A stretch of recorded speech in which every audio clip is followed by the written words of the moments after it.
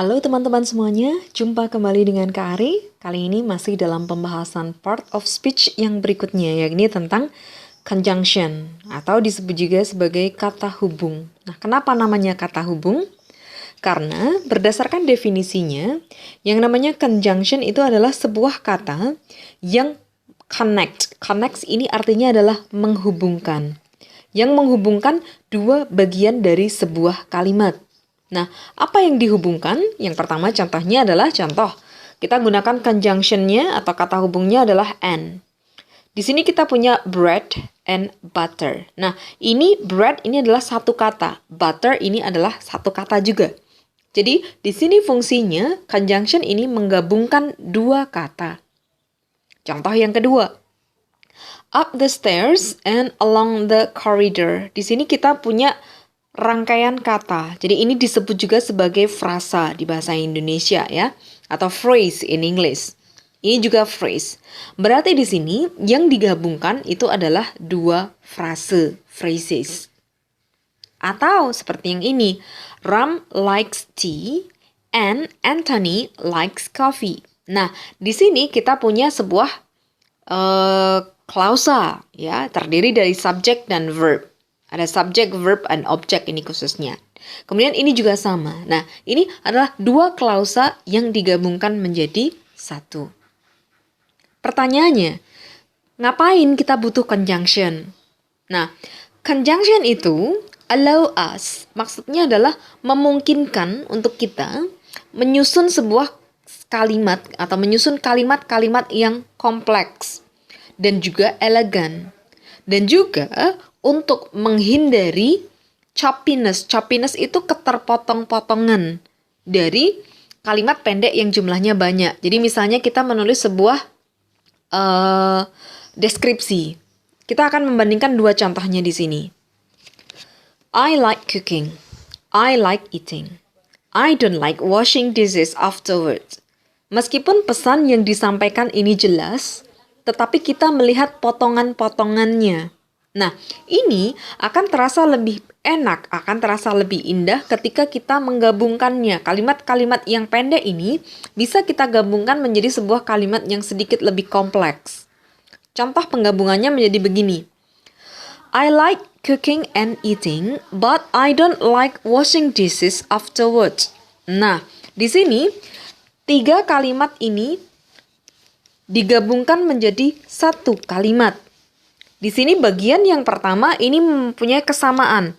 I like cooking, I like eating. Maka kita menggabungkan verbnya saja, objeknya saja. Di sini I like cooking and eating. But, nah di sini karena beda menunjukkan kontras. But I don't like washing dishes afterwards. Conjunction sendiri ada beberapa macam. Yang pertama namanya adalah coordinating conjunction. Yang kedua subordinating conjunction.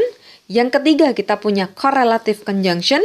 Dan yang keempat adalah jenis conjunctive adverbs. Apa itu? Langsung saja kita kupas satu persatu. Kita mulai dengan yang disebut sebagai coordinating conjunction. Nah, yang namanya coordinating conjunction ini memungkinkan kita untuk menggabungkan kata, frase, dan juga klausa, tetapi dari grammatical equal rank. Jadi, yang susunan gramatikalnya ini setara.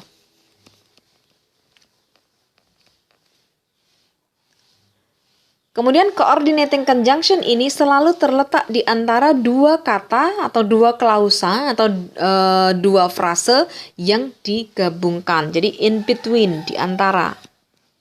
Yang ketiga, contoh conjunctionnya yang paling common itu adalah for, and, nor, but, or, yet, dan so. Atau lebih enak kita mengingatnya dengan akronim yang ini. Fanboys.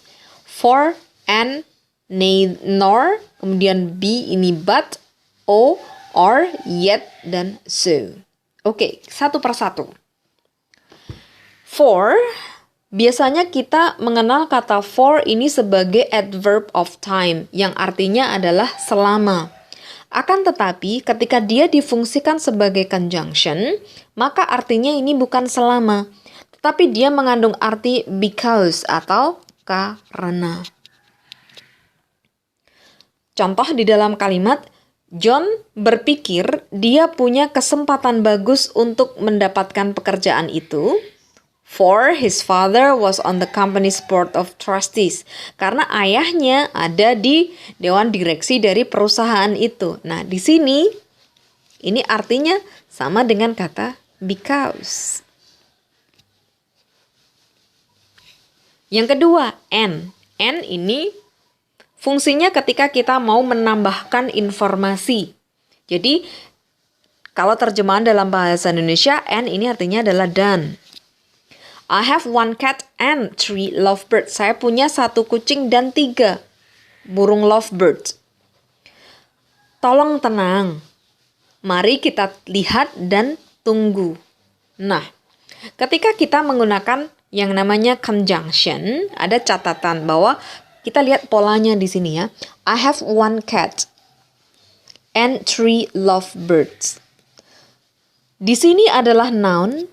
Di sini juga noun yang diawali dengan number, ini juga dengan number. Jadi ini menghubungkan noun dengan noun. Sekarang kita lihat kalimat yang kedua. Please calm down, let's wait and see. Di sini kita punya yang namanya verb. Dihubungkan dengan verb. Verbnya sama-sama. Bare infinitive ini juga bare infinitive. Jadi dari sini kita bisa lihat bahwa yang dihubungkan ini haruslah namanya paralel. Kalau noun ya noun, verb ya verb. V1 ya V1, V2 ya V2, adjektif ya adjektif. Baik, yang berikutnya, nor. Nor ini artinya dan tidak. She didn't talk to her friends, nor did she call her family. Jadi, dia nggak ngobrol sama teman-temannya, dan dia juga tidak menelpon keluarganya. Jadi, artinya dan tidak.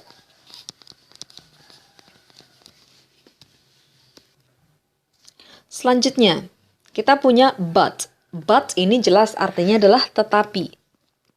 Dia punya meaning sebagai however. However itu esensinya adalah tetapi. Meskipun terjemahnya di bahasa Indonesia ini bisa bervariasi. Bisa artinya namun atau akan tetapi. Esensinya tetap sama tetapi. He is very good at playing football but not at riding a bike. Jadi ketika dua hal tetapi yang satu ini dikontraskan. Jadi berkebalikan ya. Ketika kita menggunakan but ini artinya kebalikannya. Yang kedua ini berbeda sekali. He said he would live with his family, but he gave up after that. Jadi dia mengatakan dia akan tinggal dengan keluarganya, tapi dia menyerah sesudah itu. Berikutnya conjunction namanya or, atau dalam bahasa Indonesia artinya adalah atau. Either ini juga artinya atau ya. Does Claire have any brothers or sister? Jadi, apakah Claire punya saudara laki-laki atau saudara perempuan? We can cook soup for dinner. Kita bisa masak sup untuk makan malam atau kita bisa cuma makan makanan sisa. Oke, yet. Berikutnya kita punya yet, tetapi di sini artinya yet adalah tetapi. Hati-hati dengan yet yang lain ya. Karena yet ketika digunakan bersama dengan not, dia mengandung nuansa artinya belum. Contoh, misalnya, I haven't eaten yet. Nah, di sini kata yet artinya adalah belum. Tetapi kalau kita perhatikan, yet di sini dia digunakan dalam artian belum itu ketika dia digunakan dalam konteks perfect tense ya. Jadi ada korelasinya di sini menggunakan have not. Have not diikuti oleh V3. Berarti ada konteks not yet. Ini artinya belum. Nah, yet yang bagaimana yang artinya tetapi? Jadi contoh di sini Tom plays basketball well. Jadi Tom bermain basket itu dengan baik, yet tetapi olahraga favoritnya adalah sepak bola. Nah, jadi penggunaannya sudah beda. Yang terakhir dari correlative conjunction adalah so. Artinya jadi. Kalau therefore sebenarnya hampir sama ya. Meskipun artinya adalah oleh karena itu. Sama. Jadi oleh karena itu sama. She was sick. Dia sakit, jadi dia tidak bisa menghadiri rapat. Jadi ini menunjukkan yang namanya result. Atau bisa disebut sebagai efek.